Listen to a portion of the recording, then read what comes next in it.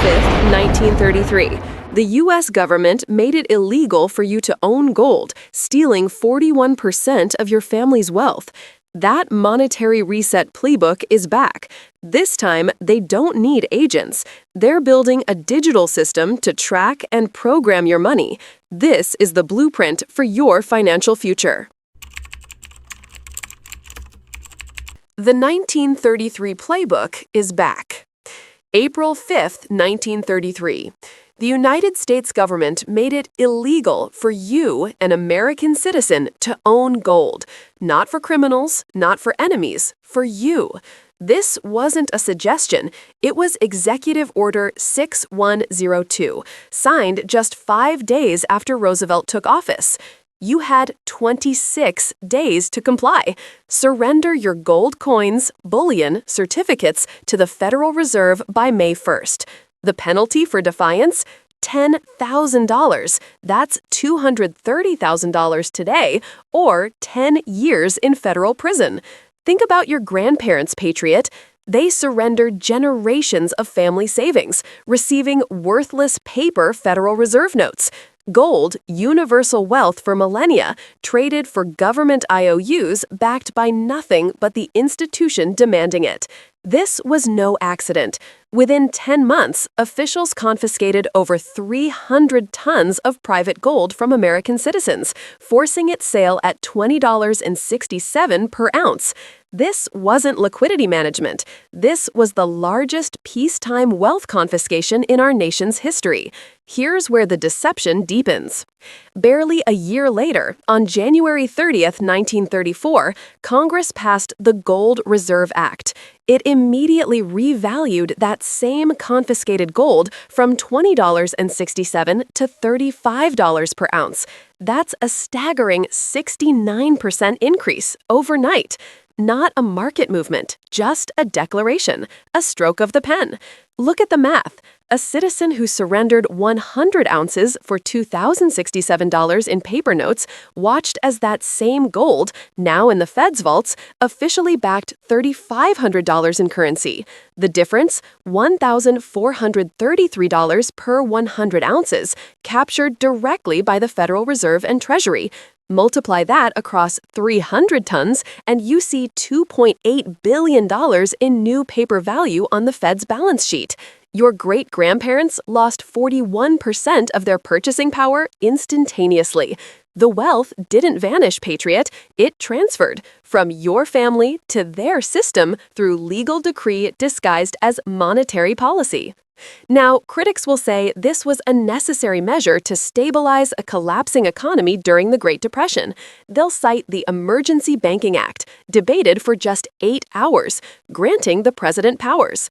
Yes, a crisis was real, but the mechanism, freezing the old system, confiscating existing money, revaluing monetary units, recapitalizing central banks, transferring purchasing power from citizens to institutions, that wasn't a one-time fix. It was a template, a blueprint, first established with gold in 1933, refined in 1971, perfected in 2020. History, Patriot, doesn't repeat, but its patterns echo. The mathematics of monetary resets remain constant. Purchasing power flows from distributed holders of old money to concentrated controllers of new money. In 1933, they came for your gold. In 2028, they won't need to. They are building the infrastructure for a system where that wealth transfer can happen at the speed of software, not physical confiscation. There are 3 assets that survive this digital reset. 2 you have to buy. The third one is free, but it's the most powerful. I'll give you all 3 at the end. The 5-step confiscation template. $3 billion in purchasing power. Confiscated. Your government seized this in 1933, not by war, but by a 5-step template for monetary reset. I'm Jordan Blake. I've spent over a decade researching financial crises. Today, this historical pattern rhymes with devastating precision. This blueprint reveals how central banks reset systems and leave you broke. Component 1. Legal foundation.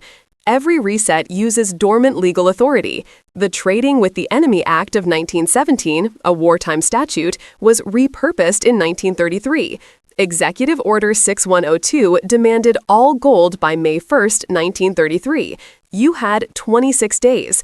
Non-compliance meant 10,000 fines or 10 years in federal prison. This was state power. This statute, 50 U.S.C. Section 435, remains active. It's a loaded weapon. Component 2 and 3, redenomination and unilateral revaluation. The core mechanism, changing asset to money relationships. In 1934, the Gold Reserve Act revalued gold from $20.67 to $35 per ounce, a 69% increase overnight. Your physical gold didn't change, the measuring stick did.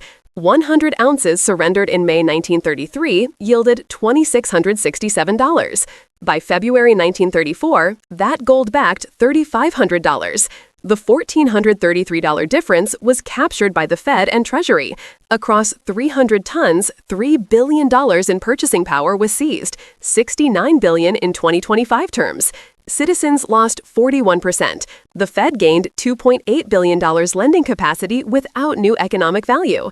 This template went global. August 15, 1971, President Nixon unilaterally closed the gold window. Foreign central banks held $50 billion in dollar reserves. The Fed's gold, only 276 million ounces, worth $9.7 billion. We had 40 billion more liabilities than gold. Nixon devalued trillions of foreign-held dollars. The Treasury's Exchange Stabilization Fund recorded a $1.4 billion profit in fiscal year 1972. They restructured the global system, eliminated gold constraint, and captured billions, all by executive announcement. Component 4. Coordinated intervention. Sometimes international collusion is required. September 22, 1985, the Plaza Accord. G5 nations met to force dollar depreciation, not market forces, coordinated central bank intervention. Between September 1985 and May 1986, the Bank of Japan purchased $37 billion in dollar-yen interventions.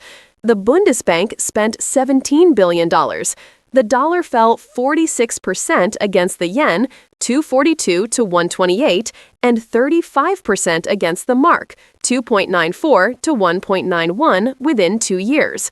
We owed $300 billion in Treasury securities to foreign holders. That debt became 30 to 40% cheaper in yen and mark terms. Japanese and German citizens holding dollars lost purchasing power. Bank of Japan intervention caused an unrealized loss of approx $17 billion. Wealth flows from foreign U.S. debt holders back to the U.S. system, engineered by devaluation. Component 5. Balance sheet expansion as policy tool. This is the modern evolution, linking historical resets to now. March 11, 2020, Fed's balance sheet stood at $4.24 trillion. By April 2022, just 25 months later, it hit $8.96 trillion. That's a $4.72 trillion increase, larger than Germany's economy. The Fed bought $120 billion monthly in treasuries and MBS indefinitely. Critics say this saved the economy. Look at this. I say it was stealth devaluation. Savers in March 2020 watched CPI inflation reach 9.1% by June 2022, fastest purchasing power decline since 1981. Your savings, your pension, lost 15 to 20% of value while the Fed's balance sheet doubled. Same template as 1933, different mechanics. Then gold confiscation. Now, dollar devaluation through inflation, stealing 9.1% of your purchasing power. Identical mechanism. This template was perfected on analog systems. Now, they're building the digital architecture to run it at light speed, and they're building it in plain sight. The Digital Panopticon. Digital Panopticon. 108 countries. That's not a conspiracy fact. That's a chilling fact. 95% of global GDP is actively exploring central bank digital currencies, or CBDCs. Look at this map. This isn't coincidence. This is a coordinated global effort to build an unprecedented system of financial control. They tell you it's about convenience, about efficiency. That's a lie. This is about total, granular control over every dollar you earn, every transaction you make. You need to understand the power they are building. The Federal Reserve's Project Hamilton, developed with MIT, processed an astonishing 1.7 million transactions per second. Visa, your ubiquitous credit card, manages a peak of around 65,000. We're talking about an infrastructure that can process the entire global economy in real time. This isn't an upgrade. It's a technological leap designed for absolute surveillance and power. Now, look at the working model, China's ECNY. This is not hypothetical. The People's Bank of China has launched a system where money can be programmed. During their COVID stimulus, they issued digital yuan with expiration dates. You couldn't save it, couldn't invest it. You had to spend it by a certain date, or it simply vanished from your account. Try doing that with physical cash. Impossible. This isn't about economic stimulus. It's about dictating consumer behavior, about forcing spending through digital decree. Every ECNY movement is recorded. Every purchase, every transfer, every data point on central ledgers. Your transactions are no longer private. They are a permanent record for the state. Here in the U.S., they're laying the railroad tracks right now. FedNow, launched in July 2023, isn't a CBDC, they insist. It's merely an instant payment system. Sounds innocuous, doesn't it? But FedNow enables instant settlement, 24/7, 365. It's the foundational infrastructure for a U.S. CBDC. It's like installing electrical wiring throughout your house before introducing the appliance that will plug into it. By December 2024, over 900 financial institutions were already integrated. This isn't an upgrade to your banking experience. It's the digital plumbing for absolute monetary control. The critics will argue this is about combating illicit finance or improving financial inclusion. A noble goal, right? But the true mechanism is revealed in its programmable nature, its ability to track every penny. It's the 1933 gold confiscation playbook, but hyper-accelerated and digitized. In 1933, they needed agents and federal penalties. The entire reset took 10 months. With CBDCs, the wealth transfer, the revaluation, the control can happen within seconds through a software update across all user accounts simultaneously. You cannot withdraw cash to escape negative rates. Your savings are trapped. Your privacy vanishes completely. Every purchase is a central bank record. They have the historical template and the new technology. But why do they need to pull the trigger now? The math doesn't lie. The answer is in the government's own balance sheet. The 36 trillion problem. It's crushing us. You need to understand this. The U.S. federal debt stands at a staggering $36 trillion as of November 2024. Look at this chart. Our debt to GDP ratio has exploded to an alarming 124%. This isn't just big numbers. This is a mathematical certainty. It proves a monetary reset isn't a conspiracy theory. It's an inevitability. The crisis will be the justification, but the debt is the reason. Now, critics will claim this is manageable, just temporary government spending. They say we'll grow our way out. That's a lie. Treasury Department data shows net interest payments on this debt hit $892 billion in fiscal year 2024. Let that sink in. We are now spending more on just the interest on our debt than our entire defense budget. This black hole consumes everything. There's no growth rate high enough, no tax revenue sufficient to escape this. The system is breaking under its own weight. So, what's the endgame? The central banks, the same institutions that executed the 1933 gold confiscation, they have a plan. It's called the monetary reset, and the infrastructure is being built right now with digital architecture. Your old digital dollars will be forcibly converted into new digital dollar units, DDUs, at a discount. Imagine this, 0.70 to 1, a software update, not an executive order. You wake up and your $100,000 in savings is suddenly 70,000 DDUs. Just like that, 30% of your purchasing power, your life's work, vaporizes. Trillions in federal debt erased overnight, all transferred from your pocket to recapitalize their system. This isn't hypothetical. It's the exact same mathematical mechanism used in 1933, just updated for the digital age. Who loses? You do. Anyone holding cash, savings accounts, bonds, or a pension denominated in dollars. Your wealth, your purchasing power, will be transferred. It flows directly to recapitalize the banking system, ensuring their solvency while leaving you broke. This isn't an accident. It's monetary policy. The system is programmed to fail. The reset is coming. The only choice you have is whether you will be a victim or a survivor. Here's the playbook to protect yourself. The Survivor's Portfolio. Reset. I told you they were building the architecture for the next monetary reset. Now, the question is, how do you survive it? How do you position yourself outside the blast radius of their coming digital trap? Look at the history. On April 5, 1933, the U.S. government made it illegal for citizens to own gold. You had 26 days to comply. They mandated sale at $20.67 per troy ounce. Refuse? A $10,000 fine. That's $230,000 in today's dollars, or 10 years in federal prison. They processed 3,605 tons of gold between April and December 1933. The Gold Reserve Act of 1934 then revalued that same gold to $35 per ounce overnight, a 69% increase.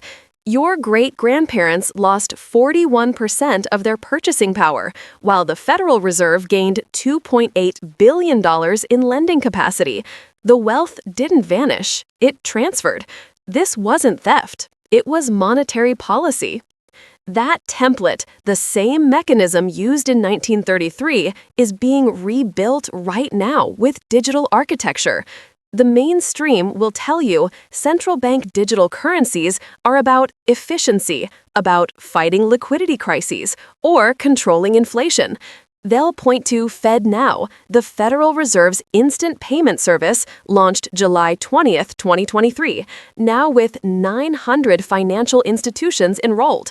They'll tell you it's simply an upgrade. This is the false hope. You need to understand the true endgame. Control. The ability to implement negative interest rates directly on your savings, to program your money to expire, to track every single transaction you make. China's digital yuan, the ECNY, already proves this, processing $249 billion across 950 million transactions by October 2023. Their government issued digital yuan that expired if not spent by specific dates. You couldn't save it. You had to spend it. The Federal Reserve Bank of New York confirmed this increased consumer spending by 30 to 40%. This isn't about stimulating the economy. It's about controlling your behavior. So how do we close this open loop? I told you there were 3 assets that survive this coming reset. 2 you buy, 1 is free. Asset 1, physical, gold and silver. These are timeless, non-digital stores of value. They exist entirely outside the central banking system. They cannot be altered by a software update. They are physical property, not digital ledger entries. When they revalued gold in 1934, the physical metal itself didn't change. The dollar measuring stick did. Gold and silver retain their intrinsic value, universally recognized, precisely because they cannot be printed or programmed into oblivion. They are the ultimate off-ramp from a system designed to surveil and devalue. Asset 2. Decentralized. Bitcoin. This is your sovereign digital escape hatch. Bitcoin is a separate, parallel monetary network that cannot be controlled, inflated, or confiscated by the actors building the CBDC trap. Its supply is mathematically fixed at 21 million units. Its distributed ledger is immutable. No central bank can issue more. No government can simply declare it illegal to own without attempting to shut down the entire internet. Now, the critics will scream volatility, they'll tell you it's a bubble, but they fundamentally misunderstand its purpose. Bitcoin is not just a speculative asset, it is a global, decentralized settlement layer. It is digital sound money designed to circumvent the very mechanisms of control and confiscation we saw perfected in 1933 and now being supercharged for 2028. You cannot withdraw cash from a CBDC system. Bitcoin allows you to hold your own keys, to be your own bank. Asset 3. The free asset. This is your ultimate defense. Understanding the playbook, recognizing the historical pattern, seeing the infrastructure being built around you today. We are facing a national debt of $36 trillion as of November 2024, with interest payments of $892 billion in fiscal year 2024 alone. This debt-to-GDP ratio of 124% means a monetary restructuring is inevitable. They will use the Federal Reserve Act, the Trading with the Enemy Act, and the Exchange Stabilization Fund statutes just as they did before. They will act at the speed of software this time. In 1933, it took 10 months from order to revaluation. With CBDCs, a software update can restructure your purchasing power across all user accounts simultaneously in seconds. This knowledge is your permission slip to opt out before they lock the gates. It's the only asset they can never take from you. They are counting on your compliance and your ignorance. The math doesn't lie. Position yourself accordingly.